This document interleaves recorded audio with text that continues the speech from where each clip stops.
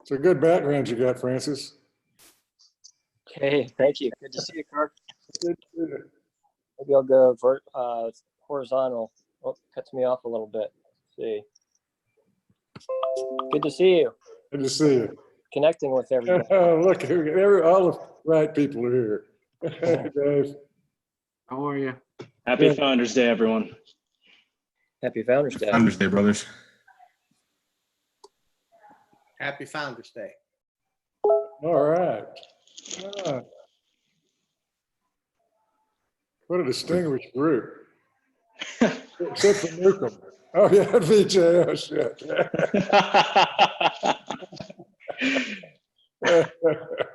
Always a pleasure, Kirk. Oh, yeah.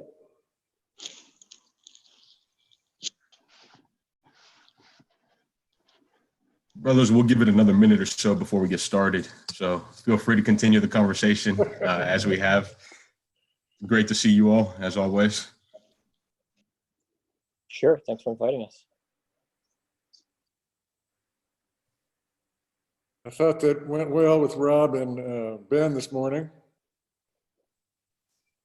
Were you on that one, Kirk? Yeah, I listened to that. I listened to it on Facebook. That was a good one. That was That was a good. Hey, Brad.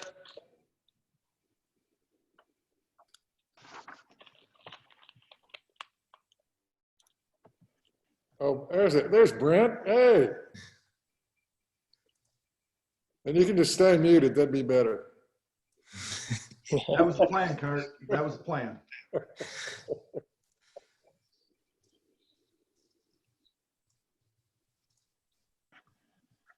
Perfect, brothers. We'll go ahead and get started in the interest of time. I don't want to have the session run too long, so and we get kicked out due to another meeting starting. So we'll go ahead and get started, brothers. I appreciate you all being here today. First and foremost, happy Founders Day, happy Day of Brotherhood to everyone. I'm glad you all were able to join for this meeting. My name is Dio Protopapadakis. I'm the current Director of Graduate Engagement for Phi Gamma Delta. I have two other staff members with me who are going to be assisting me as we kind of navigate this conversation. So I'll turn it over to them, Helen and Hunter, to introduce themselves real quick. Yeah, so welcome, brothers. Thank you again for coming out and doing this with us today. And again, happy Founders Day. Name's Hunter Wish, second-year field secretary, graduated from Washington State University in 2017, and happy to be here with all you guys today and share some thoughts. Happy Founders Day, everyone. My name's Helen Larman. I am the new Senior Director for Chapter Support at Phi Gamma Delta, and excited to be here and just looking forward to the day. Perfect. Thank you all. So brothers, just a quick rundown on the session today. First, I'm going to ask that if you're not speaking, please try to mute yourself. However, this will be a discussion-based conversation. We're not going to sit here and preach to you the whole time. We'd rather you hear from your peers who are in the volunteer roles similar to yours. So it's going to be heavy on discussion. So I hope you're ready to talk. With that being said, it's an opportunity to learn and hear from the brothers that are in similar positions. So the way it's going to work, brothers, is I'll essentially direct a question to certain panelists that have volunteered to help me during the session. And by all means, if you feel necessary, feel free to unmute and chime into the conversation and help contribute so we can really make this more conversational based rather than presentation based.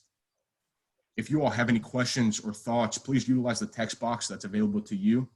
If time allows, we'll answer some questions towards the end of the session.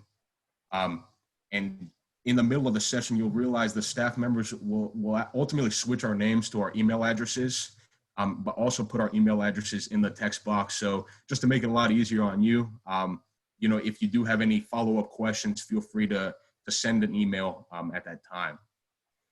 So brothers, without further ado, I'd like to introduce our panelists for the day, going by volunteer position. First, Purple Legionnaires, we have Brother Brett Grayson, Georgia 2000. He's the Purple Legionnaire at University of Georgia. Brother Dave Willens, WPI Graduate Initiate, the Purple Legionnaire at WPI. For section chiefs, we have Brother Francis Thompson, Virginia Tech 2000, overseeing Section 10 West, and Kirk Walden, University of Texas Arlington 1972, overseeing Section 31 West, as well as SCEC member Jason Newcomb, Virginia Tech 98, overseeing Section 9. On the BCA, we have Brother Buddy Cote, University of Maine, Orano, 1981, BCA chairman for Northeastern, and Michael Schoenfeld, Ohio State 2010, BCA chairman for Ohio State. On the House Corporation level, we have Brother Dave Schreck, Kansas State 1969, and John Ziza, Ohio 1978. As far as graduate chapter leaders, brothers, we have a few representations today. So from the Atlanta graduate chapter, we have Brother Brett Duffy, Kettering A 1996, and Jackson Wood, Georgia 2013. From the Houston graduate chapter, we have Vijay Sakara, University of Connecticut 2012. And then lastly, from the Washington, D.C. National Capital Fiji graduate chapter, we have Brother Tim Nank, Columbia 93, Frank O'Hara, Cornell 09, and James Mirvaldis, Johns Hopkins 2006. So brothers, without further ado, we're gonna go transition into the panelist discussion. As I stated earlier, we're gonna be prompting some questions to our set panelists, and then ultimately we'll go by volunteer position. And if you all have any thoughts you'd like to share, please feel free to unmute yourself and contribute to the conversations. Again, we want this to be conversational based and not presentation. So brothers, we'll go ahead and get started, and we'll start with our Purple Legionnaires.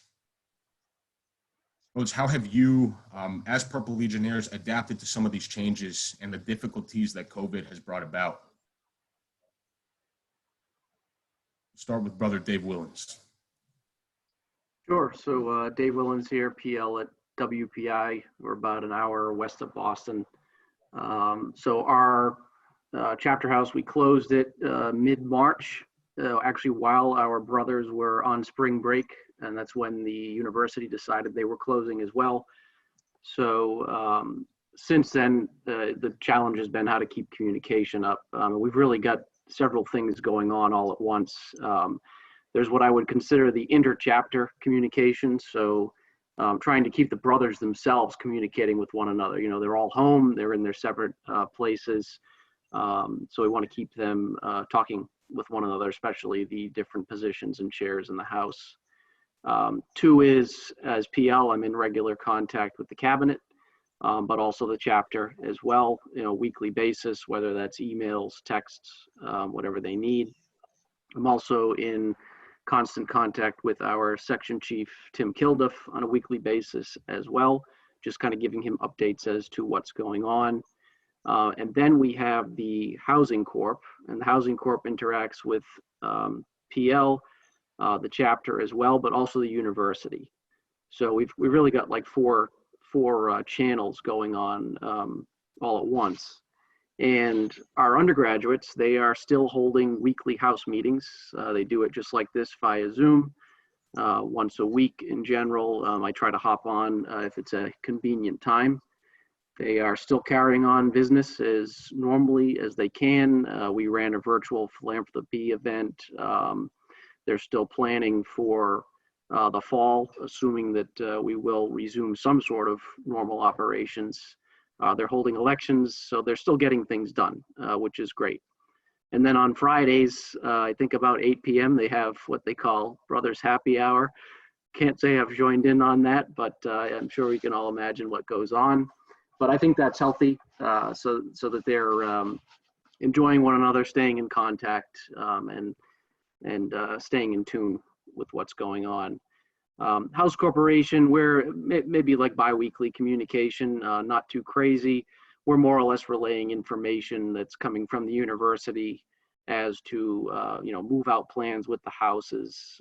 You know, I think we've got 16 Greek organizations on the campus who have housing. So it's been a little bit confusing on, you know, how many people can go and when. So they're keeping that going as well.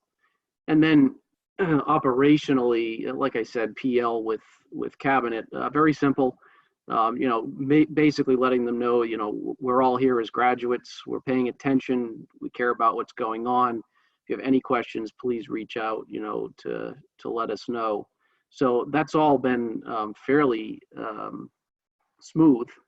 And then I might even add a fourth or a fifth layer of communication. And one is chapter, housing corp, and PL with our graduate base.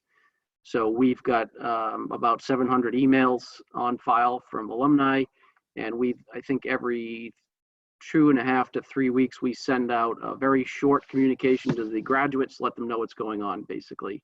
That the brothers are still holding meetings. We're still trying to carry on business. Our pig dinner is generally right around this time, usually last weekend, and it got canceled because it's on campus.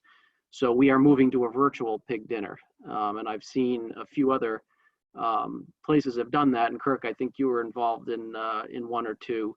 And our plan for that is to have a report from the chapter president, our housing corp president. As PL, I'll say a few things.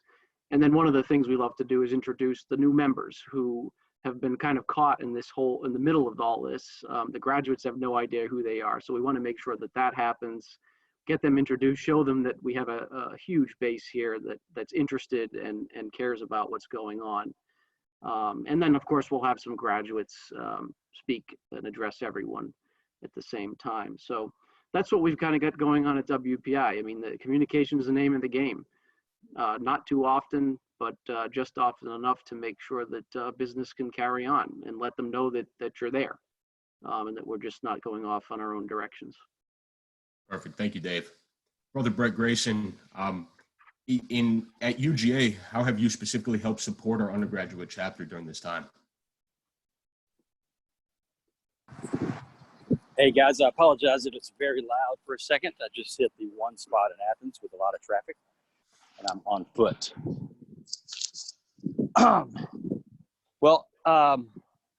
We've done a lot of the same things that Dave just mentioned, but not to that great of an extent. I'm extremely impressed with the multi-layer approach there. The number one thing that I've done is we just keep having cabinet meetings with the officers, and we do that by conference call, and we do it every Sunday or Monday depending on their schedules. And what I focus on in those calls is keeping the officers engaged with the various things that they're responsible for based on position, so that they can push that down to the committee heads and the other people in the fraternity that need to be working right now, for example, on rush. Beyond that, in the normal course of business, we are focused on planning and just basically wargaming different scenarios. And by that, I mean, IFC at UGA has just shut down rush. So what is normally a very busy informal rush period is totally stopped. No bids, no parties of any size, no activity whatsoever. If you give out a bid now, you're going to get a $2,500 fine. So this is completely unique and very disruptive to the traditional rush process. So we're going through the scenarios of, okay, what happens if they open in June? What happens if they open in July? What happens if they don't open and we just have formal rush for an extended period in August or September? What happens if we don't have rush at all until January? And just running through various budgeting scenarios and trying to think through all those different possibilities. So that's been our chief focus right now. Perfect. Thank you, Brett. Rose, I think we're going to pick up on some trends here, one of which is communication, and how important that is in this time of adaptation more than anything.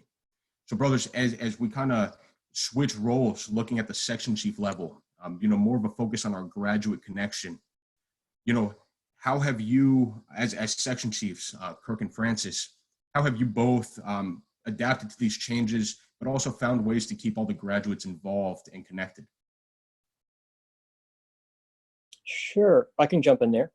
So in terms of the graduate brothers, the graduate leadership for the chapters, I've reached out to them to see what kind of support they need in terms of their connection to the chapters.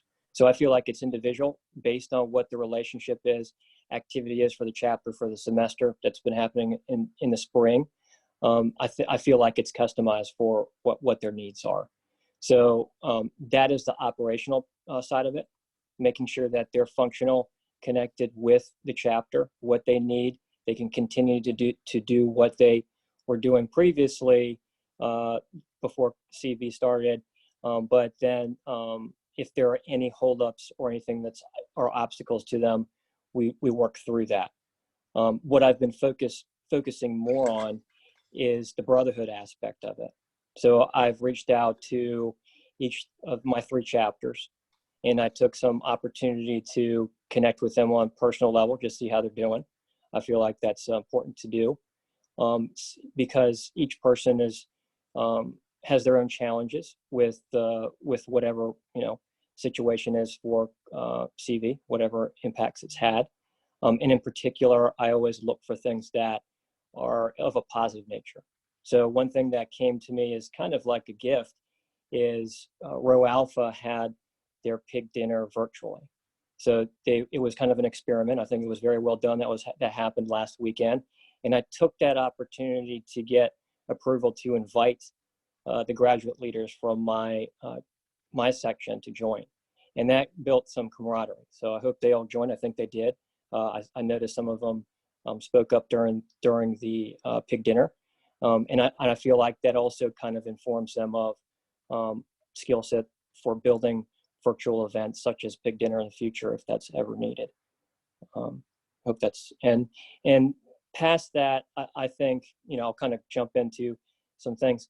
Past that, I've been working with sort of a work at ethos for virtual teams. So I've rolled this into the work that I do professionally, and I work with this for the Graduate Brothers, and then also specifically for the undergraduate, the cabinet, and then also the full chapter are underlying best practices. So there are some myths of virtual teams. I'm going to define them as virtual teams. Virtual teams are just like traditional teams. I feel like that's not true. There's a lot of different connectivity, different functionality that technology allows us. So we have to adjust to that and still be nimble and agile to be able to support graduate needs, undergraduate needs. The success of virtual team is driven by technology. I don't think that's true. That's a myth. It is really the people that drives the success. And I think that sessions such as this, sessions that the Brothers undergraduate chapters hold with Zoom meetings, connecting and trying to find ways of camaraderie and brotherhood, it is really the people that drive the success, and the technology is a tool for us. Creativity is not possible in a virtual team environment. I feel like that is a myth. Creativity really is possible across the board. And that's where I've been encouraging mostly with undergraduates, not so, none of the questions, Graduate Brothers, but mostly the undergraduates. How can you look at your committee and be creative for what you can do right now? That goes all the way to every committee, scholarship, athletics.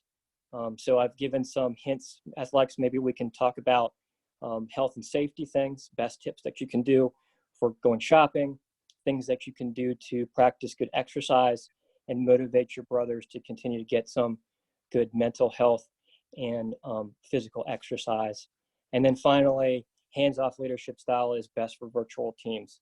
That is a myth. I think that using the technology, even though we're working at a social distance, I think it's important for us to be very connected to our undergraduates and graduates on a personal level and be more hands-on. Perfect. Thank you, Francis. Kirk, did you have any additional practices or thoughts that have helped you adapt to these changes? I'm just going to get Francis to write that up for me. That's all. I can, our graduates, we have an interesting situation in that our graduates are probably better prepared for this than a lot of other places because our BCA members are scattered all over Texas. They're not, the guys that, nobody lives in College Station except for one BCA member. Only 2 of the 12 BCA members in Austin actually live in, for University of Texas, actually live in Austin. They're in Houston, Dallas, San Antonio, they're all over. So we're accustomed to operating remotely and before we use Zoom, we use conference calls. So we were able to capitalize now on a coincidence in that both UT and Texas A&M, we held officer elections within the last 30 days. So that gave us the opportunity to now reconnect as we parcel out the counterparts on the BCA to each of the cabinet members. They are deeply involved in the business, in the chapter business almost immediately. And that's been very successful. It's 2 out of 3 chapters. The 3rd chapter at Texas State, we operate a little more loosely, but we have some people on the ground there. Perfect. Thank you, Kirk.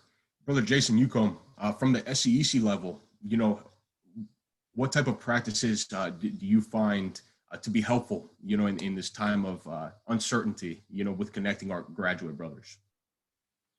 Sure. So like Francis said, you know, Virginia Tech just had their virtual big dinner. Probably the biggest aspect of that is that we took a $35,000 to $40,000 event and did it for a couple $100. So, you know, as much as it sucked that we didn't get to see everybody in person, there was a lot of connectivity with that event. After the main event, there were splinter groups where other Zoom meetings were being held. So, you know, different generations got together that way, which was really interesting. There were definitely people that I had not seen in 20 years that were on that call and participated in the big dinner, which is awesome because, you know, they are more likely to show up next year now. And for our 50th anniversary in 2 years, simply because we held the event virtually. So, you know, I just really need to reiterate what Francis said, that was a very successful event for us. We had over 180 people participate, and it was pretty streamlined in that Dana Hess ran the whole thing and really controlled who was talking and that kind of stuff, which is definitely advised if you're going to have a 180 person call to have one person control it. But beyond that event, you know, communication has kind of dwindled down a little bit. So as the leaders, as your PL, as the section chief, you know, you have to take the extra effort to reach out during this time. It's kind of a mixed thing. At work, I'm totally slammed right now because, yeah, I am not going into work as much, but neither is the rest of my staff. So that when we're actually in work, it's kind of we're pretty slammed trying to stay on top of everything. And even when I'm working from home, I'm still working from home. So it's not quite downtime for us in Virginia, but it's important for us to still make time to reach out and stay in touch with the fraternity leaders in your section, in your chapter, whatever it may be. So. Absolutely. Thank you, brother. Looking at the BCA level, I know we have quite a few BCA presidents in particular in attendance for the session. You know, so Brother Michael Schoenfeld and Brother Buddy Cote, how have you all adapted at that advisory level, you know, to keep that communication there with the undergraduate chapter and especially some of those respective and corresponding undergrad positions that you find on the BCA?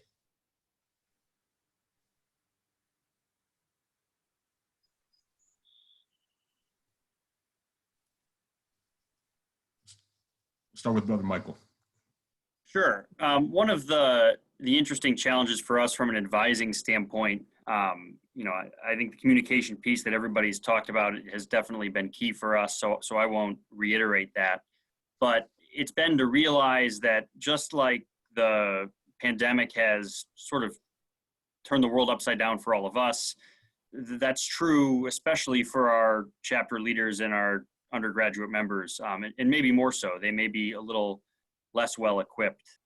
You know, there are guys in our chapters who were seniors and lost their last couple months of school. There are guys who are planning on moving on to jobs. Those things are now up in the air, or internships, or moving on to graduate school. So one of the things that we've tried to do is make sure that business is still occurring, but also focus on the fact that a lot of these guys need some different support now than they did a couple months ago. You know, they might need somebody to talk about, you know, how we've overcome adversity or some of the strategies we've used, or just tell them that nobody knows what's going to happen next. So we've sort of focused some of our advising on that angle, and a little less so maybe on the day-to-day business. So that's been the approach we've used at Ohio State. Perfect. Thank you. Brother Buddy, any thoughts to contribute on how the BCA at Northeastern has adapted to the situation?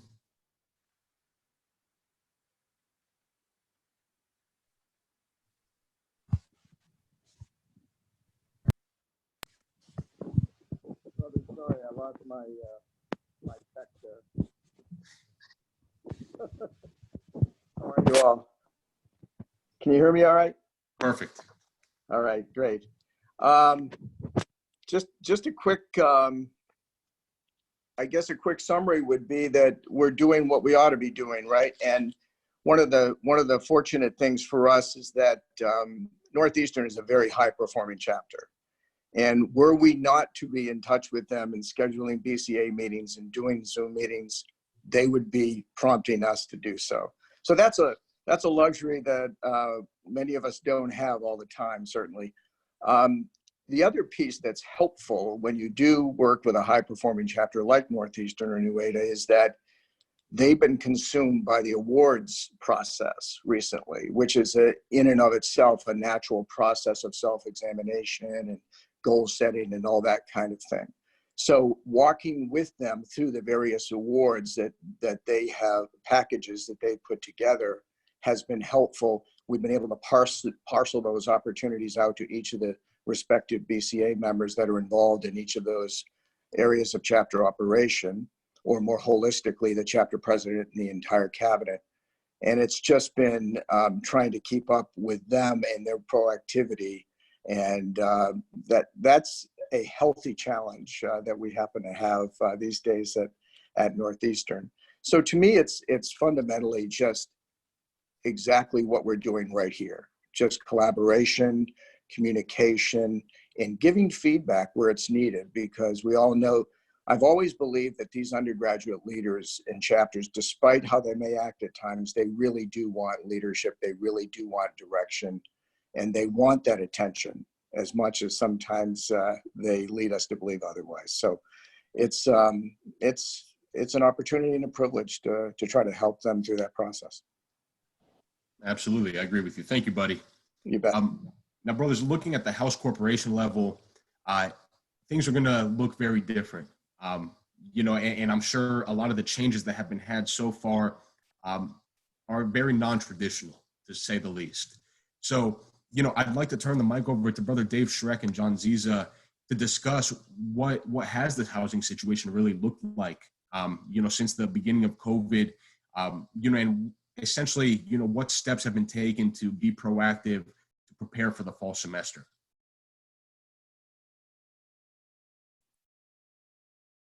Brother Dave, I'll turn the mic over to you first.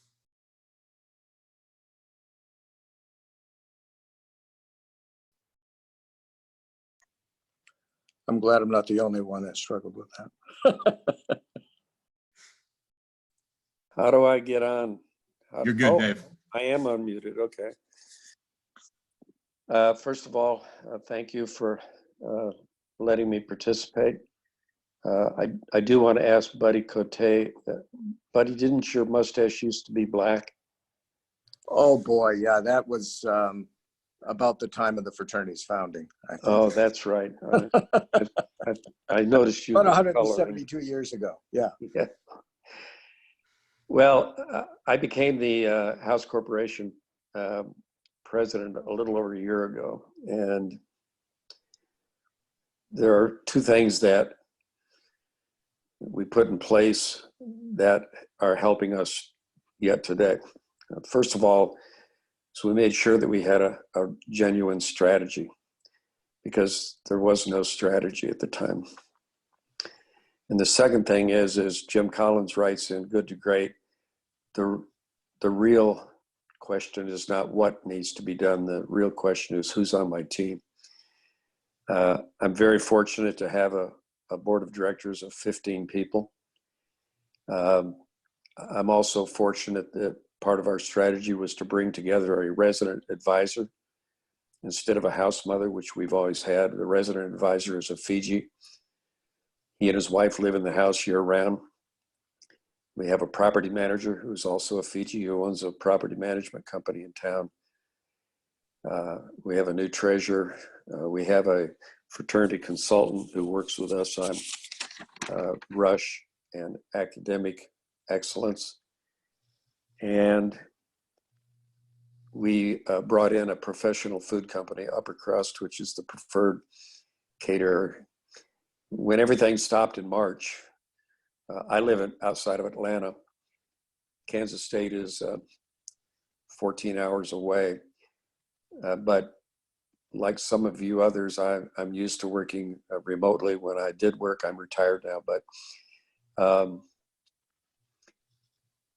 we managed to work with the PL, who's been our PL for 8 years, Chris Hupe, and we managed to work with the undergraduate chapter and the property manager, the RA. We managed to coordinate and collaborate to close down the house, to make sure that the brothers got home safely. We, just like you, we continue to manage communications on a regular basis. Because I'm retired, this has become a full-time job for me, which drives my brothers crazy, but I do spend a lot of hours every week in communication by phone calls, conference calls, emails, text messages, making sure that Rush goes on. I talk to the chapter president every Sunday to get an update on Rush, because I have a sincere interest in occupancy rates, and constantly going back to that strategy to make sure that we are not getting, not running off the road, to make sure that we're continuing to focus. We had a 3-year turnaround plan that we put in place. We're a year ahead of that plan as we go into the 2nd year. So we're staying focused. We have a lot of things that have diverted our attention, but making sure that we're sticking true to the strategy and involving the talent that's in the undergraduate chapter and on the board is what has helped us continue to make the progress. And we don't know if school's going to start or not. I've already done a scenario with my chapter treasurer. What if there is no fall? What if there is no fall semester? What will our cash flow look like? We're hoping for the best and planning for the worst. And that has allowed us to make sure that we're not being naive, that we're controlling our costs, because we are a business, a nonprofit business, but we are a business. And those are the things that we're doing to ensure that the work of the fraternity goes on.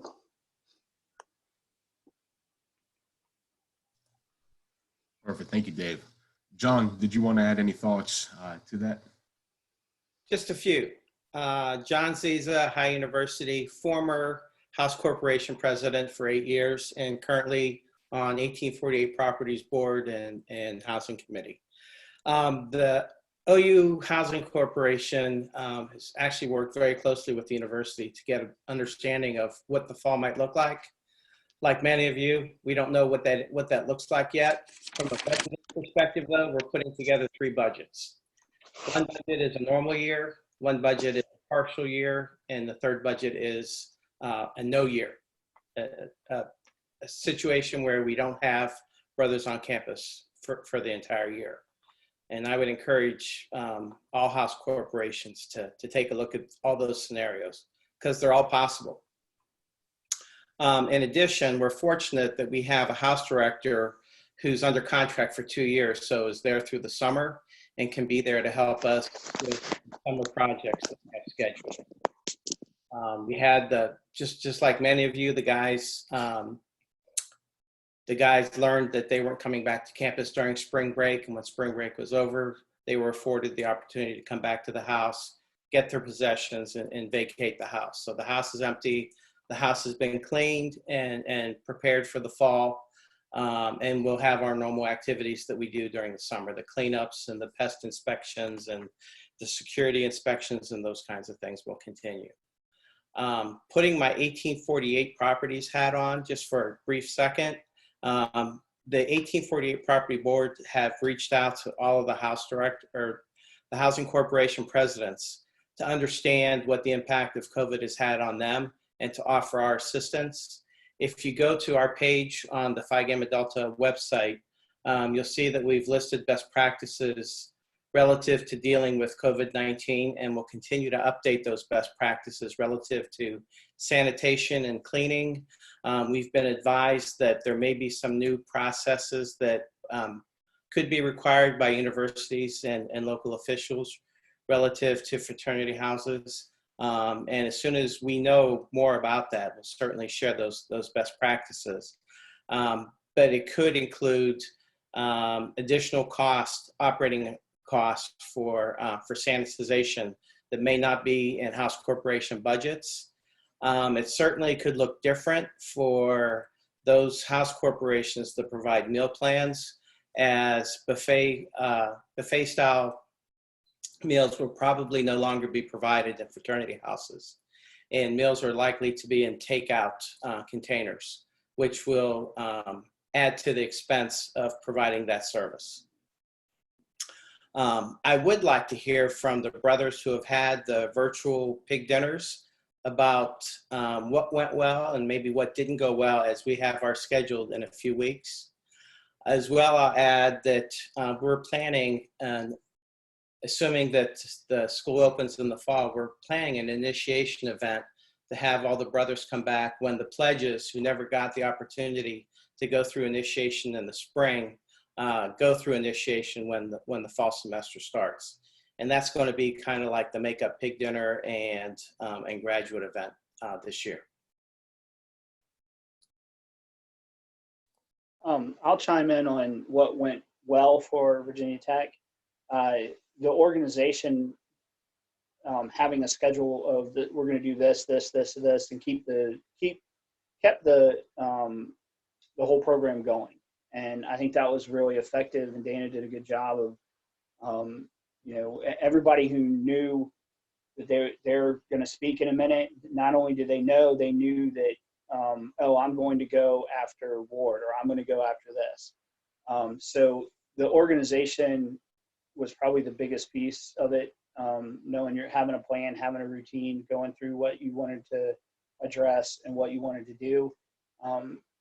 The ending part where, after we'd gone through the entire pig dinner and he tried to set up different rooms for everybody of different generations to take time and talk, that was a great idea. It didn't quite work because you can only host one meeting at a time. So basically only one of those got activated, but other brothers stepped up and activated rooms and such. But have a plan for that and maybe test it out before you get there. What didn't go well was singing. Singing did not go well at all. So that, especially the undergrads doing any singing, that was a total disaster. So the doxology was okay, but some of the other stuff did not work. But other than that, keep it so that there's one master person who is muting everybody and unmuting, which you can set that up in Zoom. That was very effective for me. Thanks. Thank you, Jason, for your thoughts. Go ahead, Francis. I might add there just a quick comment that Dana did an excellent job with as Master of Ceremonies, and my hat's off to him to be able to do so many roles. He was Master of Ceremonies and at the same time sort of running the Zoom meeting, the IT expert. So I might recommend to have a separate person that's running IT just to alleviate person that's Master of Ceremonies at the same time. That might make it a little bit easier for your lead. Thank you, Francis. And that's a perfect leeway, brothers, as we transition to kind of the graduate chapter leaders. Vijay, I know the Houston graduate chapter hosted a virtual pig dinner as well. Do you have any thoughts and additions to that you'd like to share? Yeah, I will say any attempts to recite the doxology on Zoom video conference was a failure, but we did our best. I do have a picture of our good friend David Simons wearing the pig costume this year, which was very enjoyable. And I think I've got Kirk here as well. So Thank you to all the brothers who attended. Pig dinner was a great success. We had a handful of brothers each try to cook their own pig-based dinner for the evening. Some were more successful than others. But yeah, it was a great time. I mean, I know we're going through this pandemic right now, but our brotherhood transcends the chapter room, chapter meetings, or seeing each other in person. And with respect to the graduate chapter, it's been easy for us to continue moving forward. We still have happy hours via Zoom video conference. We had a chapter meeting, I think just last month. We're working on a community service event to raise some funds for some of the local businesses here in Houston that are now struggling. And really, a lot of what we do focuses on the mental health of our brothers in Houston. You know, sometimes it's difficult to be cooped up at home. I can't imagine being at home with my parents right now, or at my family 24/7. So sometimes we need a break, and whether it's just a call like this or a one-on-one, or giving your pledge brother today a call that you haven't spoken to in a while and wishing him a happy Founders Day, it really does make an impact. So with respect to the graduate chapter, we've had to make some adjustments, but it's business as usual for us. Thank you, Vijay. And brothers, as you'll see, as we get input from the other two graduate chapters represented, each one hosts very similar type of meetings and events, but each one has a very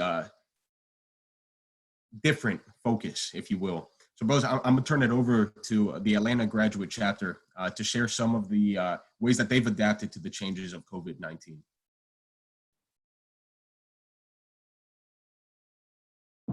Yeah, so I'm the graduate chapter president for Atlanta, Bharathi. I'm from GMI Kettering, 96. And our graduate chapter is not the most active chapter in the country, but we're doing a pretty good job. We've been rebuilding for the last couple of years, trying to do consistent events on a kind of a monthly basis, just to get activity, right? Atlanta's a very transient city. We have strong undergraduate chapters in Atlanta with Georgia Tech, and then nearby in Athens with the University of Georgia, of course. And because they're so strong, our main focus is really on trying to help the diversity of brothers from all across the country have people to connect to here in Atlanta. And so this time we focus very heavily on our social media presence. A lot of our conversations and things are done through Facebook. We're also doing the video chats, socials that have been pretty effective, as effective as our in-person meetings are. And I think the key is for us is just like other people have said, consistent communication, reaching out, posting things, talking to people, and just being there to talk to people and giving them a break from the reclusiveness that we're all feeling.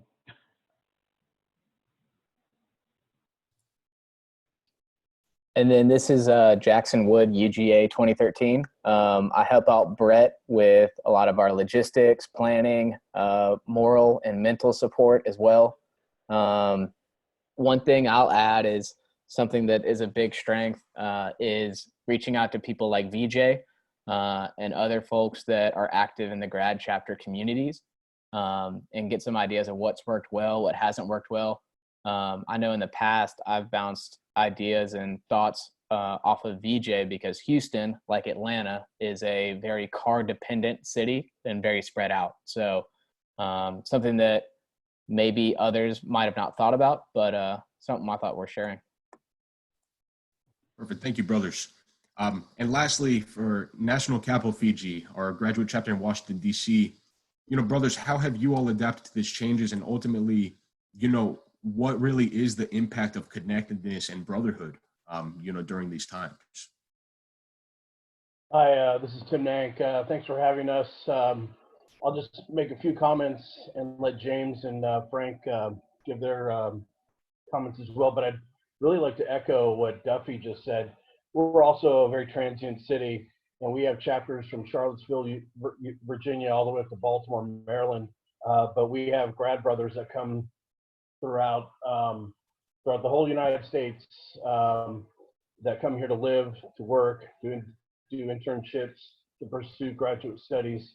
And as Brett had mentioned earlier, really the main thing is communication, social media, which I think James and Frank have on our Facebook page, they've really been able to market that and do that really well. I think that was the best way how we connect. Recently, during this pandemic, I've learned that the Zoom thing has really taken off and has allowed people to get together more frequently, and more people seem to be joining. They seem to find it a little bit more easier to sit down, you know, for example, for a happy hour, they can choose whatever drink they want from their bar downstairs, come up to the Zoom, and you know, my preference is 2/3 gin, a little bit of tonic, and a lemon, and there you go. And we have people that have joined, like the Omega Graduate Chapter gets together every Thursday night at 6 o'clock, and we're seeing brothers that we haven't seen or talked to, or that I haven't seen or talked to for 25 years. So it's great to see these people. And then what the benefit to that is you're adding an element to not only bringing them back into the fold of Phi Gamma Delta, even though they're 25 years graduate of college, but you're also creating a whole new network opportunity, which I witnessed last night. One brother being able to help another brother with finance, getting a job something in finance. I think that's kind of all I pretty much want to say, but I'll turn it over to James and Frank. I'm sure that they have some comments to say as well. Sure. Thanks, Tim. And Dio, thank you very much for setting this up. So we took a different approach. We actually canceled most of our events when this started because most of our members are actually working on the pandemic right now. So we didn't want to add another layer to this. Lately, the last news is that DC is going to be shut down through August. So we're going to have to figure out how to reconvene and do some things. Tonight, we're doing a happy hour. Dana Hess is the one who came up with this idea. So we'll see how this goes. I have full faith and confidence in him. Many of us are joining for the International Pig Dinner later this evening. I think there's a small video from one of our members that you all might get a chance to look at. Additionally, Frank and I were batting around some ideas and talking about connectedness, and we came up with an idea which actually seems to resonate, but we put out a request to all our members. Hey, if you've got time, do you want to call 10 Phi Gams who are 75 years and older within a 100-mile radius? And Dio, thank you very much for pulling that list. We've had several brothers saying, you know what, give me a list. I'll just call and just say hi. These are Phi Gams not from your undergrad chapter. They're just here. So that has gone better than expected. And I think that's something we'll continue with. Perfect. Thank you, brothers. Again, brothers, I think it comes down to two common themes, right? One being the connectedness piece, another one being the support, both for undergraduate chapters, but also for the Brotherhood and the brothers that we all have personal connections with. I'd like to turn the mic over to Hunter real quick to share some upcoming challenges and really resources for you all to help promote to those undergraduate members in particular to take advantage of today during the Day of Brotherhood. Yeah, thanks, Dio.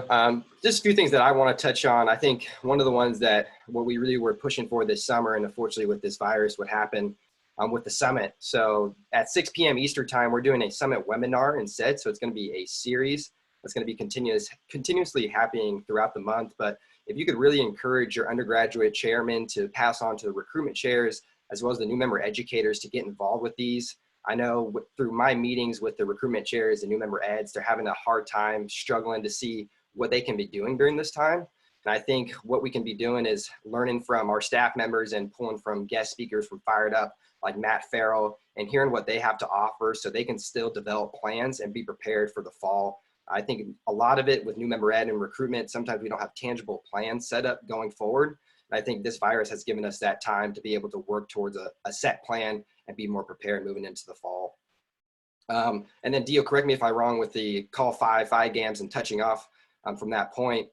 We're really encouraging our brothers to call other brothers throughout the country and just ask how they're doing. I think this is a big component for seeing some of us are back at our parents' house and don't have that connection in which we can talk with our brothers face to face. So we're really encouraging all of our brothers across the country to really connect with one another, see how they're doing, how they're holding up. I know each state is different, so we want to see what's it like over there compared to where they're at. And then from there, I do believe that we can report from who we're calling to, correct, Dio? Correct. Okay. Yeah, and so I think it's just a good way for our undergraduate brothers and as well as our graduate brothers to connect, meet new guys. I think that is the beauty of our organization, is just being able to network with other brothers throughout the country and in Canada. So really encourage your graduate chapters and your undergraduate leadership to be participants in that, within that, moving forward throughout this day. Thank you, Hunter. Now, brothers, touching on the support piece a little bit, you know, more than anything, we're here for you as well. You know, and to provide that support, we'd like to kind of discuss and let you know what resources are available for you, especially during this time of uncertainty. So first and foremost, brothers, we do have a lot of LMS modules that are available to you all as graduate chapter leaders. Those are essentially on-demand platforms that have courses to prepare you for advising and ultimately for interaction with undergraduate members, you know, but also your fellow brothers. Some of those focusing on new Purple Legionnaire orientations, risk management for advisors specifically, hazing prevention, and then lastly, mental health workshops. With that as well, brothers, I think we've all seen enough headlines, you know, to understand that mental health is a big issue that presents itself during this time of crisis as well. There are a few mental health advisor resources that are available for you all. The one being Behind Happy Faces, which is essentially a chapter-based module, but we encourage our graduate brothers to get involved, to have some of those deeper conversations to allow you to build a stronger connection than the surface level one, you know, that a lot of us see at the advisor levels. And then lastly, one of the modules in that LMS system that I mentioned earlier is specific to mental health. Currently, brothers, we only have 0.9% of our grad volunteers that take advantage of that. I urge you and I challenge you to challenge yourself, you know, to take those modules and ultimately learn, you know, how to interact and assess, you know, what your needs really are. I'll turn the mic over to Helen for a second to touch on some resources past Phi Gamma Delta.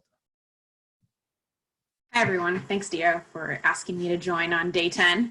I am grateful to be here with you all and hearing your focus on the undergraduate brothers and each other is really uplifting in my second week. So I'm grateful to be a part of the team and looking forward to continuing to support. Prior to me joining the team at Phi Gamma, I worked at the North American Interfraternity Conference, or the NIC. My friends at the NIC have put together a think tank, and that think tank is really focused on helping us in the interfraternal world prepare. We'll be sure to get you the links that are important after the fact, but I think they've touched on many of the things that you all already know. Prepare, be overly prepared so you don't have to be overwhelmed when these circumstances change daily, hourly, monthly, wherever we're at. Focus on your membership, focus on the people. Know that people matter and we're in the business of people. And so the more we check in with each other, the better we are at the end of the day. And then of course, college affordability, helping the brothers and helping each other remain committed to Phi Gam, remain committed to the undergraduate campus, and staying in school and staying a part of this. And so there are some key webinars, resources that have been put together that we want to share with you all, so you have a chance to take a look as needed. And I know some of you mentioned a few scenarios that you are thinking through. Rob had sent me a great article, and we've been doing some digging and more to come on this, but there are probably right now at least 5 main scenarios that we will be working through what support looks like. So the first one being unrestrained return to in-person, sort of business as usual, or that normalcy that we all know. A hybrid model, so both in-person and online. hybrid fall, but then forced to switch to online in the spring. Online fall, both online and in-person spring, and then online only for fall 20 and spring 2021. We are going to work through what this looks like, and that will be available to you all as we dig in and help map those pieces out. But these areas, I think, are the likelihood of what we'll see in the coming futures, knowing that this changes quickly, but wanted to be transparent from where we're working at and what we're looking at to provide support. And the last two pieces, there have been some great webinars from the Fraternity Executives Association, as well as Holmes Murphy, the insurance broker. So heavily linked again, but wanted to touch on a few things and make sure you heard it virtually. Thank you, Helen. Now, brothers, as we close, I do want to say first and foremost, thank you for all that you do for Phi Gamma Delta and for our undergraduate members and our graduate brothers. You know, your hard work is greatly appreciated, and I personally just want to extend that thank you. It's important to keep in mind that our men need us now more than ever for that guidance and support. Brothers, before closing, I'd like to turn the mic over to Executive Director Rob Caudill to share some thoughts. Thanks, Dio and brothers. Pardon me for joining late. I got waylaid by a 5-year-old. I'm sorry for that. I want to echo Dio's comments, and he kind of stole my thunder a little bit here about me. I just want to say thank you.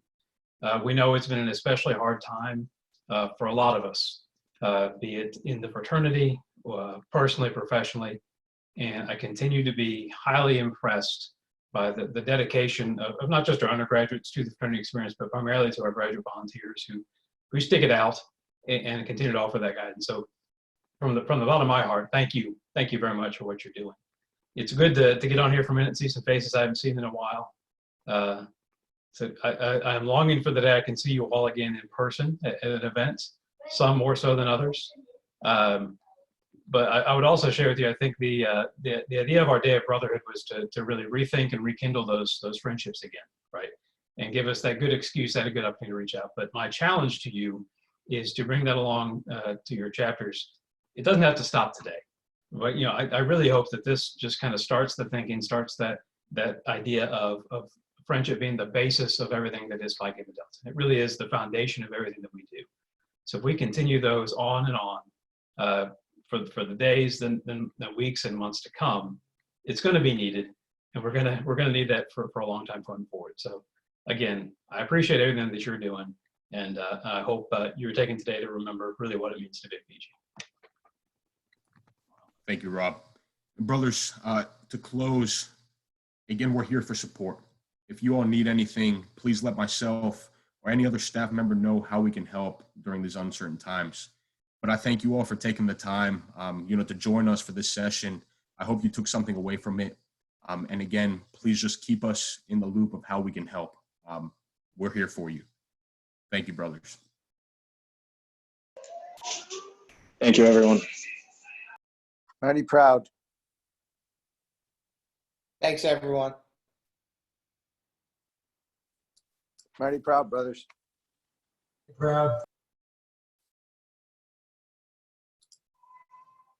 Thank you, everyone. Have a good day.